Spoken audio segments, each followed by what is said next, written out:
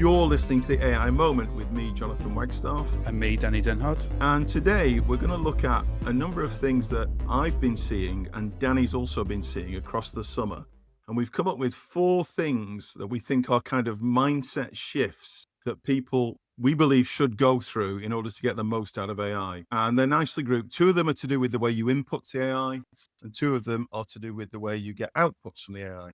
So without further ado, let's talk about the first one. A few things to say about this, Dan. I think one is it's the fact that it's natural language. And that's got a couple of implications from my point of view. And I know you've got some things to say as well. So the great thing about it being natural language is that anybody can use it. You don't need any technical skill set whatsoever to sit down, open an account with your favorite LLM vendor and start to use it. Type in questions in your natural language. And if you're really somebody who's frightened of technology, then you can really say to it, right, explain how to do this in a language that a 6-year-old child would understand. Or I'm really frightened of technology. Explain it to me in a very non-technical way. So it's that sort of stuff.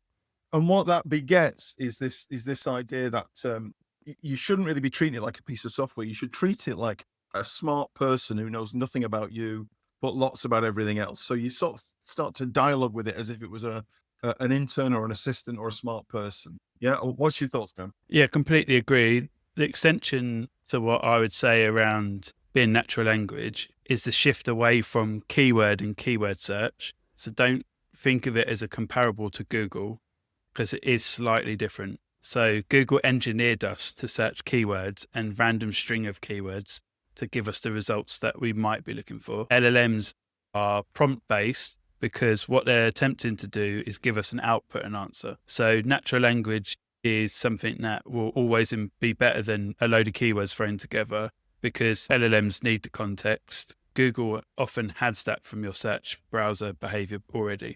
So I think there's like 2 distinctions that people should be naturally aware of and truly understand that there is a difference. And then the second thing I'd say is, voice is definitely something that you've said a number of times. And the more that I use it, the better that it actually becomes. The more comfortable you become, the better the outputs tend to be, the more natural it feels to you. So conversations are still more natural than typing. We've had thousands of years of conversations through voice. We haven't as such through text. So there are 2 things that I'd just add to that first point that you made for sure. Yeah, and the really interesting, I saw a thing the other day, Hannah Fry, the scientist who's on BBC a lot, she did a little piece and she said her advice to people is to treat AI like a director would treat an actor. Tell it who you want it to be and tell it what you want it to do. Exactly as a director would tell an actor who they want them to play and how they want to do things.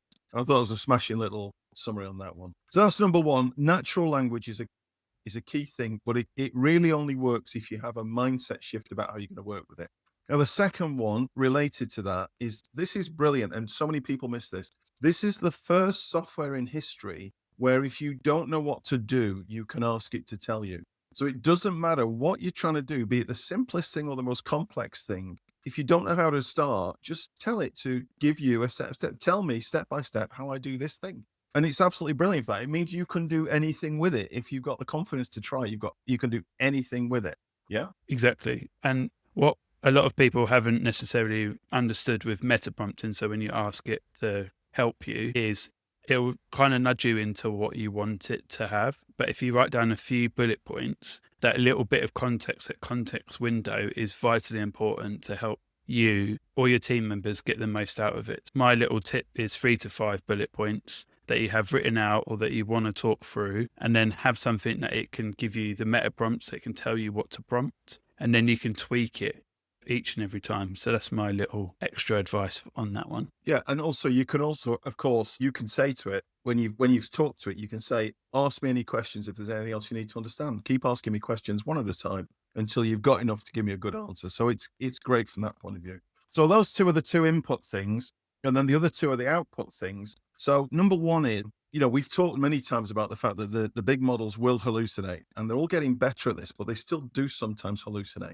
So, be very ready to challenge it. If you look at the output and you think, I'm not sure about that, challenge it, ask it the questions. And I'll give you a use case. I was involved with somebody recently and they were redeveloping their website. And they'd done a kind of version which was not yet quite public. But what they'd done is they'd asked ChatGPT to look at the website, review it, and suggest improvements, which is a perfectly fair thing to do. It had come back with a really confident looking page of improvements. And they asked me for my opinion. I looked at it and thought, that looks very generic. So I said to them, have you actually asked it whether it got to the website or not? And they said, no. And I said, just ask that question. And of course, they said, did you actually scan the website? He came back and said, no, I didn't. I'm giving you some general advice for a website of the type you described. So, challenge it, because sometimes it's a bit naughty and it'll go and do things. It won't tell you what it's done or what it's not done. Ask it the question. Ask it if it really did what you had asked it to do.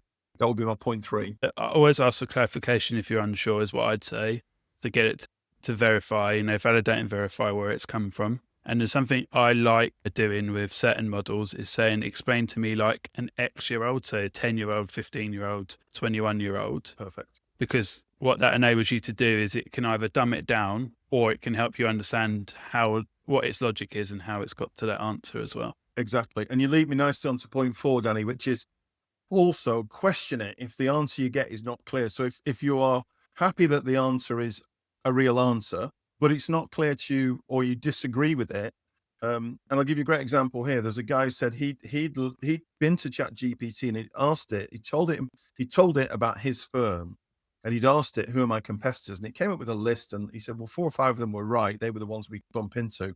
Well, 4 or 5 weren't, so I'm not sure it's that good. And so my question back was, well, did you ask it why it thought they were your competitors, right? Go and challenge the logic, because it may be, for instance, that, yeah, you're not bumping into them, but actually if somebody searches for what you do, their names come up. There could be good reasons why it's giving you some answer that's unexpected.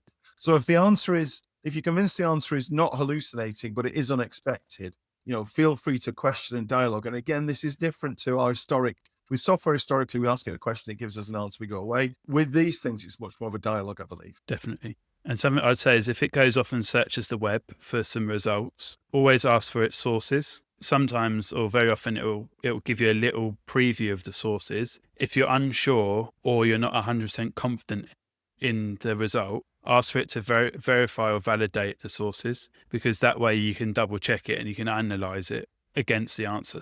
That's a little tip I've been given in workshops and enablement courses as well. And I'd agree with that, Dan. We talked about Perplexity the other day. I think Perplexity led the charge, didn't they, in terms of quoting sources in the model. As it gives you answers, it quotes the sources.